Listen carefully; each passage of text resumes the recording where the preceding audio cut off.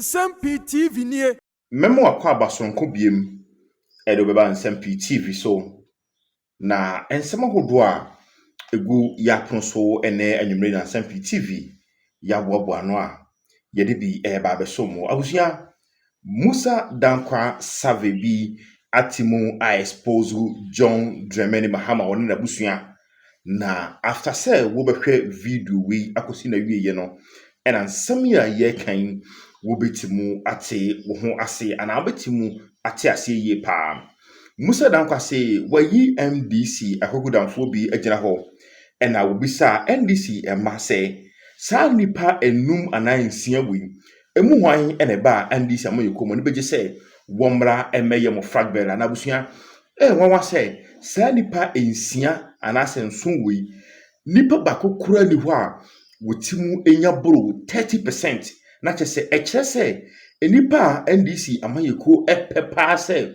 obabedi wo monim no sa nipa no ne din antimu amalisi no enipa Musah Dankwa efa omodin na wode ye ne 7 no din di kan a wono wantimi amro 30% wonya 27% eye wowura Haruna Idrisu biotoso mienu enya 26% eye asiedu nketia eye chairman of the party General Mosquito de otoso eye miensa eye ato forcing de otoso ho eye Julius Debra ato forcing enya 22%, Julius Debra eye chief of staff enya 11%, abrakwa eye foreign affairs minister enu so onya 8%, ena Rollins ba eye senator Rollins ya NDC amayeko ba omajara jejemu enso so etimu enya 4%.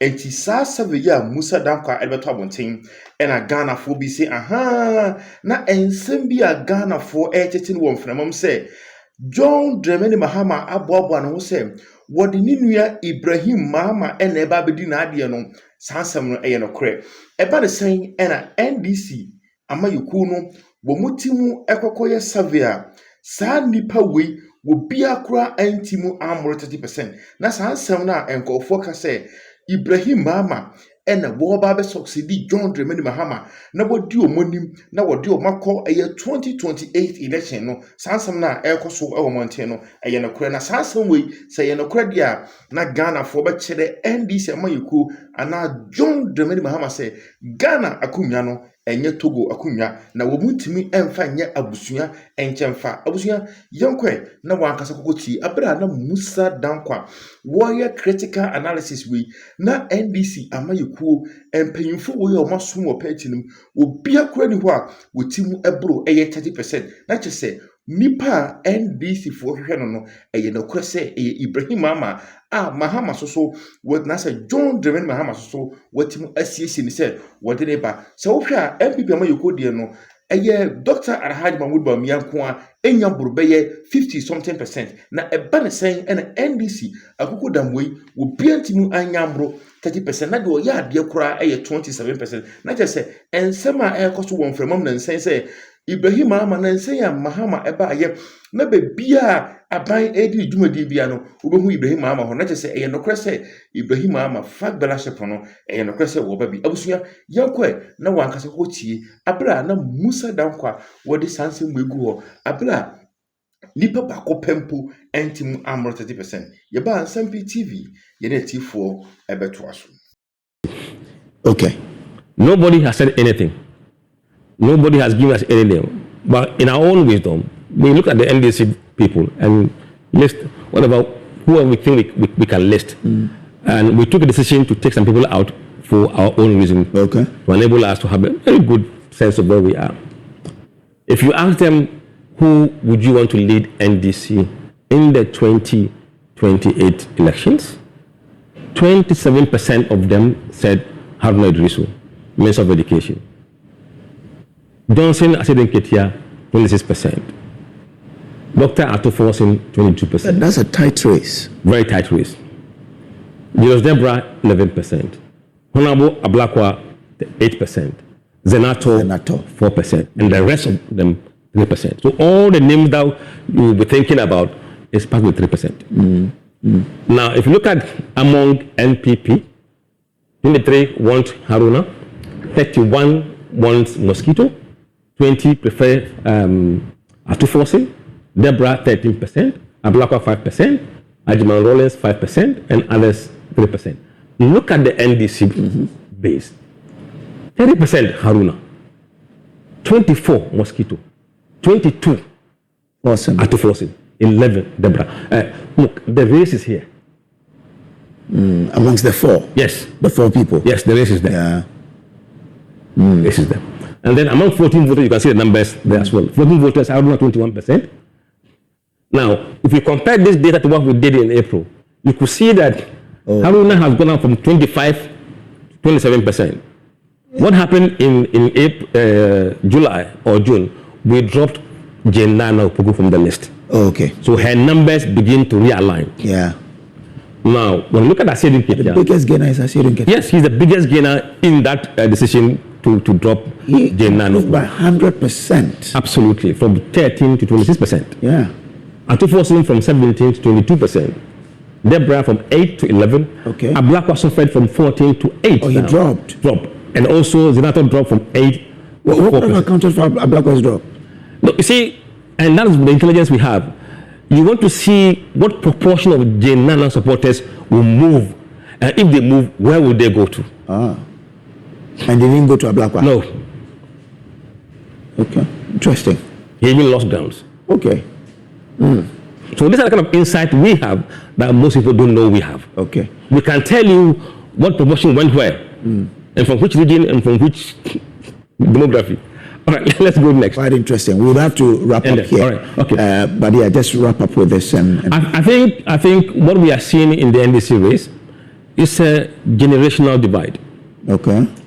And we can see from this angle, if you look at people who in 2024 voted for John Mahama and how they are voting for the NDC primaries, you could see that the combined vote of Ablakwa, Zenato, Atuforsin, and Haruna accounts for 65% of John Mahama's voters.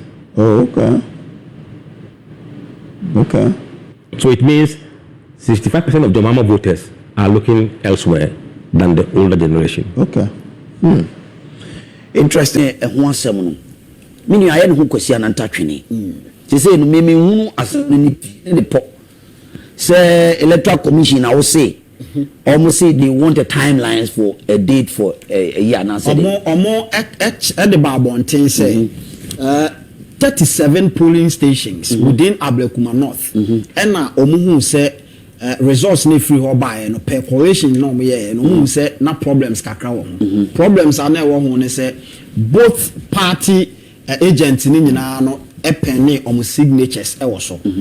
But na returning officers no na omo signatures in so enti omo hwehwe mu an omo say out of 37 no now 19 of them and sheda enye clear it is a sanity they are not say 19 polling stations no as I say omo kokoye elections for omo date aba abeto ho and a party so say assembly dey can call court ema court ka say yanto abani na fo abano amato no eno ano no na electoral commission police for ema omo the needed no mo kan abano no mo declare that was it and no na omo anko back to the court yehu yanso omo sanso aba back say omo pese omo san ba beto abano foforo that is 19 polling stations no one person san kokoto eno foforo once what church na me position support the party okay position but I will be some personal opinion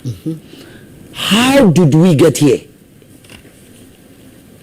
we are getting gozo for the first time I got to aba me Nsem-Pii my follow elections 2008 my follow election okay since when we school young days in primary college I had about those days to now ya to aba and to aba many fear the me who aba 4 times or 5 times in Ghana ya to aba we are the atmosphere become very tensed both leaders you know losers muntie yo Ghana for na me be kan mo be ka say makoka so matia obi me sramo pa o se na no me ba so me jefia se me be ka the second one you obi ba je kedi am be kan and no say muntie niye mo amotie che o nyina muntie niye because me be kan e ba ko ye bibi fufo da akofa bibi aba but Nsem-Pii na me be kan from time immemorial we follow election me person follow me you go along with what I'm saying.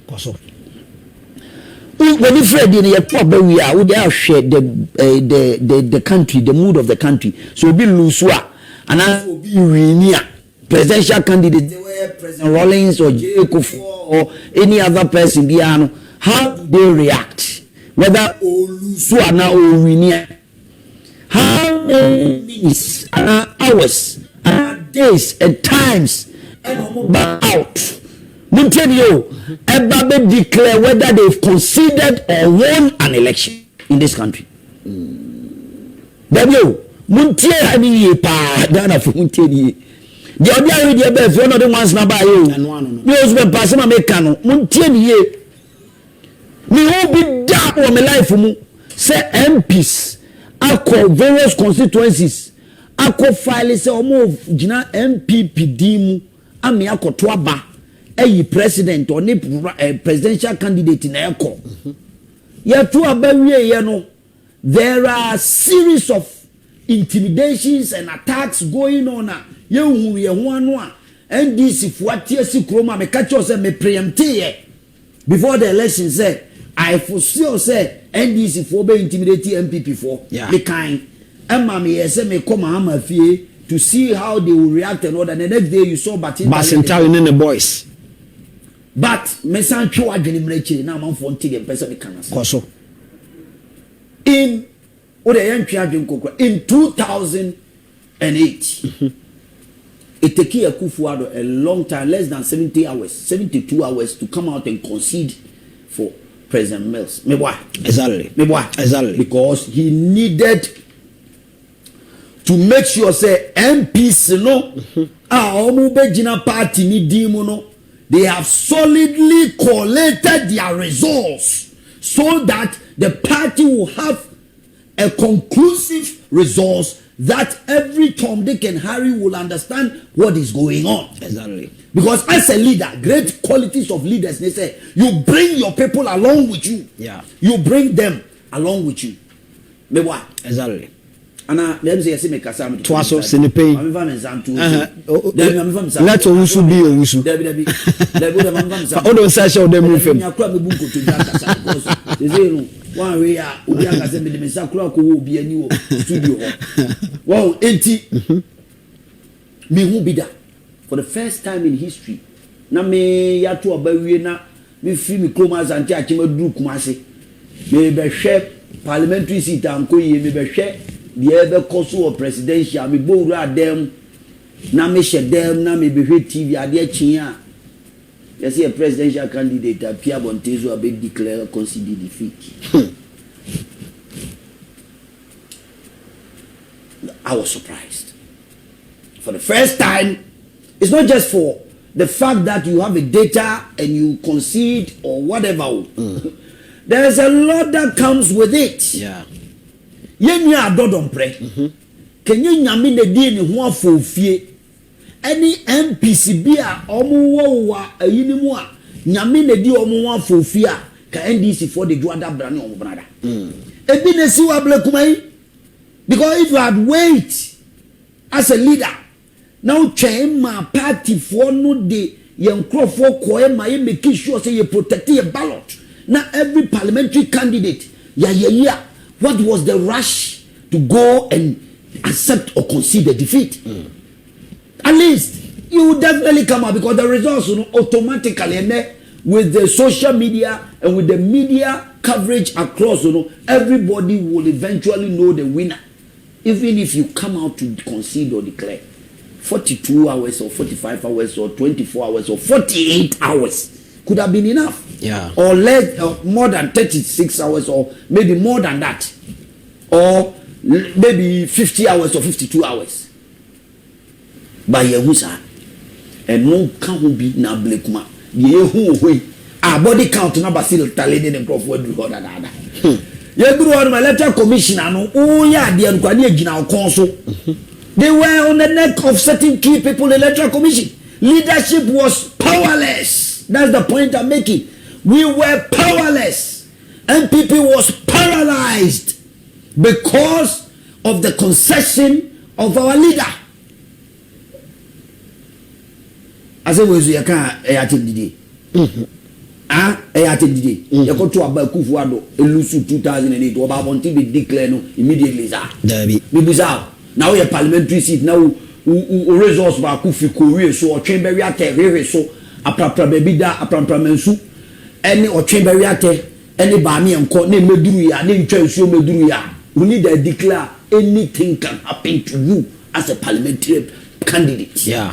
Meboa. Sure. Meboa. Sanity. You as a leader, you bring along your people with you. Let them know, okay, let me wait. Let's see how the results, even though I have lost as a candidate, I have the data. Let me wait and make sure all the results are a free no one, a children, Ghana, and children in Chiasso. You can say, will be in children in Chiasso, every corner of this country. Parliamentary candidate be our results be amra. Now you won't interpret Kumadiano. Yeah. There be a free no your friend be remote calls and immediate calls. Yeah, addressing the problem. Yeah, who say yeah party na yeah con kind. Yeah, addressing issues you know head on. Then a bedroom sabri ya bedri. Anamebwa. It we sure say ka you consider defeat ya. Ki consider defeat ya. Ananka ebia leader no am consider defeat ya. Earlier on and change bibia. Cannot don prank en kosi na bo. Miami miano me penance bruta. Ki kosi na bo. Yeah. Me boa. Yeah. Ano don prank en kosi na bo. The same thing. Patrick Buama Pano the same thing. Ono so KB to no. Na dia cry a jiff in Nsem-Pii. That means the NDC heard that they have considered even it's a psychological that means that will lead another consider defeat, you know. It affects every Tom, Dick and Harry across. Obia, Bibia, no koso. Bibia, everybody. So we a leader, you judge the mood. You judge if a leader you don't judge the mood of your people. Now so person we a leader. Hey, I will see this happening to Honorable Kennedy Akompre Japan when he becomes the flag bearer of the MPP. This will never happen. Obe accepted defeat when he knows that he's down and every chip is down. That is the point I'm making. It's a leadership failure. Leadership straight up. MPP for we should accept that. It's a leadership failure. Me can't say where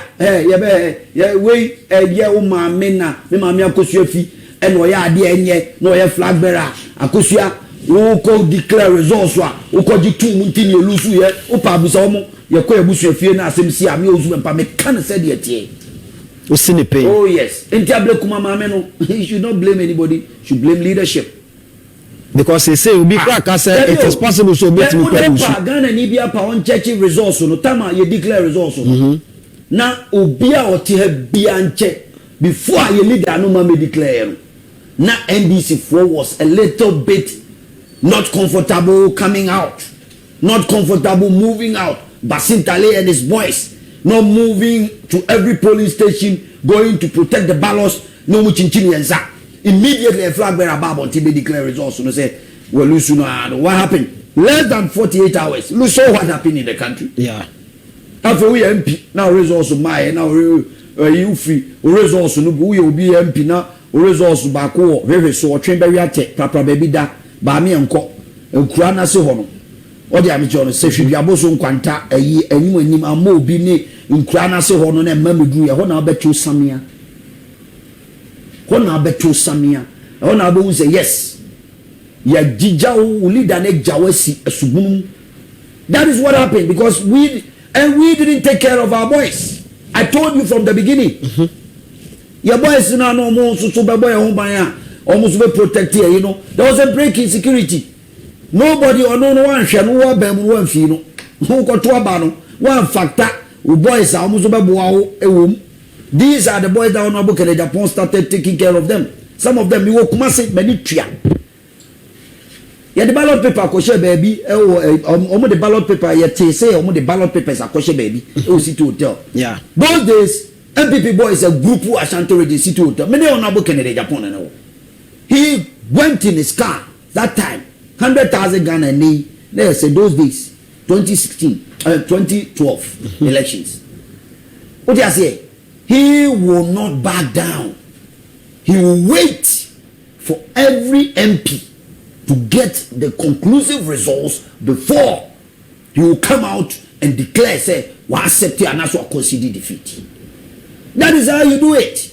Eti bi akoso yi ni nyina no minia wo no dia bi wo asema wo ka no wa ye din a wo hwe me no nye sa de si ye de say me be kan me no mienu ka so uzu be pa akoka se me di obi atem won di obi atem se me no mienu na ye adwuma nti wo ka se me tie wo e ye fact nti koso I see ye me kwa me yam shimi me ti say nipa na me de to nipa no was shocked.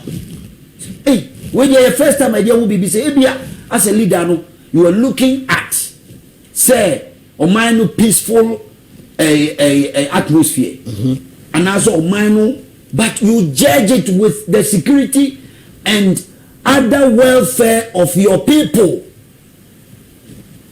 Eti nyame ni afo won fofie na me ni ano dompre ye see na bo e wo suhum ana adoagiri na bibi nyame me de ma no tuturi suma so ka bibi ye no anka hwan ni beble mu no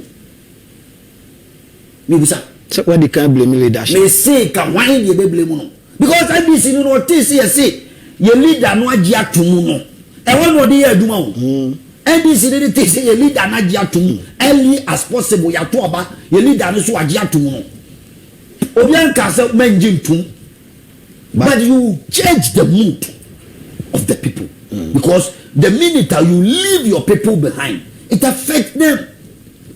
Jibi dey obusa me say we wan media may still stand by it. Say it's a problem and it cost us. It cost a lot of the MPs. Mami, we the first time when they call parliament in you. Wow. Wakobida. Wow, dada. And the second time. Okay. The second time ni and a problem we have. Akoka idwemu. Say why no kosiko jina kwentia. Sama atwentwe ojina kotia. Yeah. Ohunu say so ye so MP. What is happening? You saw what was happening TV3 for show here. The NDC from Rantier yo. Omuti results Ghana for Muntio. Omuti say a candidate no accept it. They started doing that. Toilet communications around. Ablikuma is a very strategic seat. What is happening?